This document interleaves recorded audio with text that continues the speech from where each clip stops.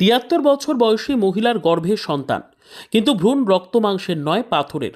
গোটা হাসপাতাল জুড়ে হুলস্থুল। বিশ্বের বিভিন্ন প্রান্ত থেকে প্রতিনিয়ত সামনে আসছে নানান চিকিৎসাগত বিস্ময়ের ঘটনা। সম্প্রতি এমন একটি ঘটনা সোশ্যাল মিডিয়ায় ভাইরাল হয়েছে, যেখানে দাবি করা হচ্ছে এক ৭৩ বছর বয়সী মহিলার পেটে ৩০ বছর পুরনো একটি স্টোন বেবি বা পাথরের মতো ভ্রূণ পাওয়া গিয়েছে। মহিলার সিটি স্ক্যান করার পর এই বিষয়টি সামনে আসে। ডাক্তারদের মতে, যখন একটি ভ্রূণ শরীরে ক্যালসিফাই হয়ে যায় তখন তাকে লিথোপেডিয়ান বা স্টোন বেবি বলা হয়। এটি একটি অত্যন্ত বিরল চিকিৎসাগত পরিস্থিতি। 25শে জুন নন অ্যাস্থেটিক থিংস নামে এক্স অ্যাকাউন্ট থেকে কিছু ছবি শেয়ার করে লেখা হয়েছিল, ক্যাপশনে লেখা, এই সিটি স্ক্যানটি ৭৩ বছর বয়সী এক মহিলার, যার পেটে 30 বছরের পুরনো একটি ক্যালসিফাইড ভ্রূণ পাওয়া গিয়েছে। এখন প্রশ্ন হলো, কোনো মহিলার পেটে কিভাবে স্টোন বেবি থাকতে পারে? স্বাস্থ্য বিশেষজ্ঞদের মতে লিথোপেডিয়ান একটি অত্যন্ত বিরল চিকিৎসাগত অবস্থা, যেখানে ভ্রূণটি গর্ভাশয়ের পরিবর্তে পেটের মধ্যে বেড়ে ওঠে। এরপর যখন সেই ভ্রূণটি মারা যায় তখন শরীর সেটিকে একটি পাথরের মতো বস্তুতে রূপান্তরিত করে, অর্থাৎ তার চারপাশে ক্যালসিয়ামের আস্তরণ গঠন করে।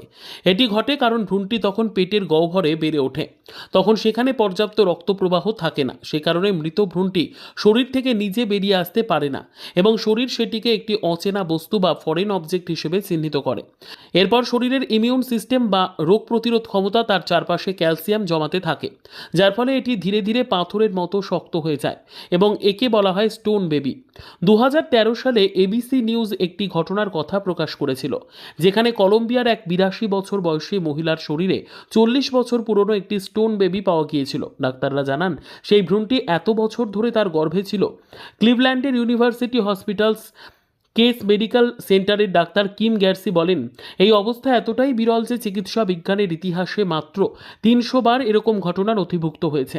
যখন শরীর কোনো অপ্রত্যাশিত বা ফরেন অবজেক্ট শনাক্ত করে তখন শরীরের প্রতিরক্ষা ব্যবস্থা সক্রিয় হয়ে ওঠে। লিথোপেডিয়ানের ক্ষেত্রেও ঠিক এমনটাই ঘটে। তিনি আরও ব্যাখ্যা করেন, শরীর ভ্রূণটিকে একটি অপরিচিত উপাদান হিসেবে গণ্য করে এবং সেটিকে শরীর থেকে বিচ্ছিন্ন করে, তার চারপাশে ক্যালসিয়ামের প্রলেপ দিতে থাকে। এখন প্রশ্ন হলো, স্টোন বেবি কিভাবে শনাক্ত হয়? বিশেষজ্ঞদের মতে বেশিরভাগ ক্ষেত্রে লিথোপেডিয়ান তখনই ধরা পড়ে যখন কোনো ব্যক্তির পেট বা তলপেটের যন্ত্রণা, জ্বালা বা অন্য কোনো সমস্যার কারণে এক্স রে, আল্ট্রাসাউন্ড বা সিটি স্ক্যান করা হয়। অনেক সময় এই অবস্থা হঠাৎ সামনে আসে।